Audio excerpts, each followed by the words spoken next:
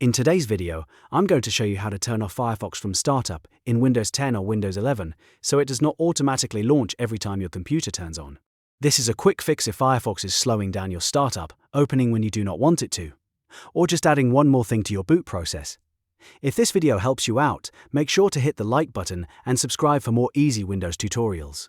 Alright, let's jump right in. The fastest way to manage startup apps in Windows is through Task Manager. So on your keyboard, press Ctrl, Shift, and Escape at the same time.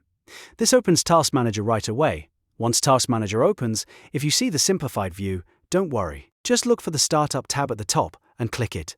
If you do not see the tabs, you may need to click More Details first, but in most cases, you'll go straight to the Startup section. In the Startup list, look for Mozilla Firefox.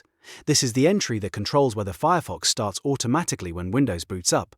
Once you find it, click on it and choose Disable. You can also use the Disable button in the lower right area of Task Manager if it appears there, but right-clicking and selecting Disable works just as well. After you disable it, Firefox will no longer open on startup the next time you turn on your PC.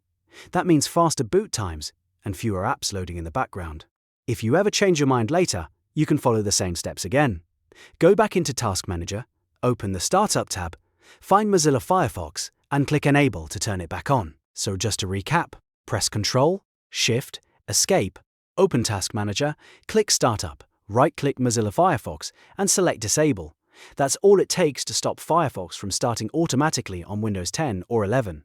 If this tutorial saved you some time, please give it a like, subscribe for more Windows tips, and I'll see you in the next video.